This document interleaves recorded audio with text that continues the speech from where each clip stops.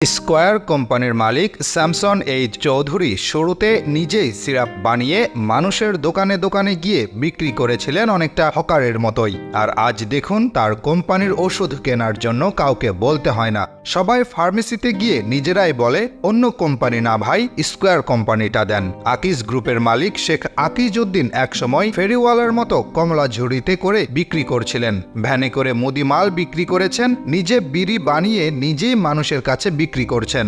আর সেই মানুষটার কোম্পানির জিনিস আজ বিক্রি করে লক্ষ লক্ষ দোকানদার। আজ তার প্রতিষ্ঠান আকিজ গ্রুপ দেশ সেরা। দেশের সবচাইতে বড় কনস্ট্রাকশন কোম্পানির মালিক আব্দুল মোনেম যখন এসএসসি পাশ করে ঢাকায় এসে কিছুদিন ঠিকাদারির ব্যবসা করে মাত্র 20,000 টাকা দিয়ে নিজের প্রতিষ্ঠান দাঁড় করিয়েছিলেন, ঠিক সে সময় নির্মাণ কাজ পাওয়ার আশায় শুরুর সময়টা তার কেটেছিল বড় বড় কোম্পানির দুয়ারে। এমন কোনো দিন নেই তিনি একটা কাজ পাওয়ার আশায় অন্যদের পেছনে ঘোরেননি। অথচ আজ দেখুন তার দুয়ারে এসে কত বড় বড় লোক বসে থাকেন ঘন্টার পর ঘন্টা। আর এর কারণ কিন্তু একটাই, সেটা হলো আব্দুল মোনেম লিমিটেডের একটা কাজ পাওয়া। দেশের অন্যতম সেরা কোম্পানি কেয়া কসমেটিক্সের কর্ণধার মালিক আব্দুল খালেক পাঠান একসময় রাস্তার পাশে চকলেট এবং বিস্কুট বিক্রি করেছিলেন।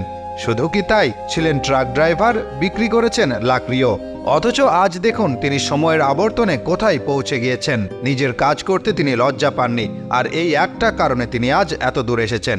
স্টিভ জবসকেই দেখুন না, অ্যাপল যখন শুরু করলেন তিনি নিজেই বিক্রেতার দরজায় গিয়ে ধর্ণা দিয়েছিলেন বারবার। সাধারণ বিক্রয়কর্মী যেভাবে একটা পণ্য বিক্রির জন্য দোকানদারের কাছে আকুতি মিনতি করে, ঠিক সেভাবেই তিনি আকুতি মিনতি করেছিলেন একটা সময়।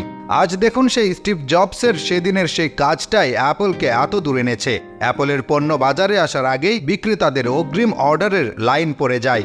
এতক্ষণ আপনারা যাদের কথা শুনলেন তারা সকলেই নিজেদের অবস্থানে সেরা। এদের সবার চরিত্রে একটা দিক কিন্তু কমন, সেটা কি খেয়াল করেছেন?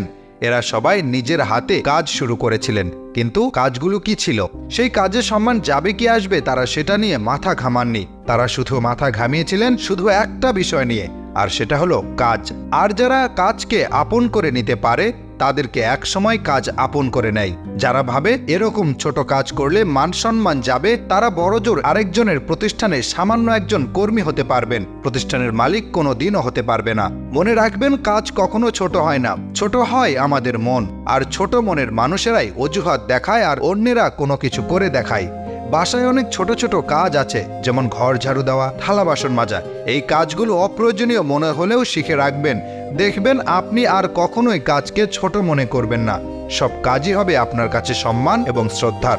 দর্শক, আশা করছি এই প্রতিবেদন আপনাদের জীবনে ইতিবাচক প্রভাব ফেলবে। ফিরবো আবারও ভিন্নধর্মী কোনো প্রতিবেদনের সাথে।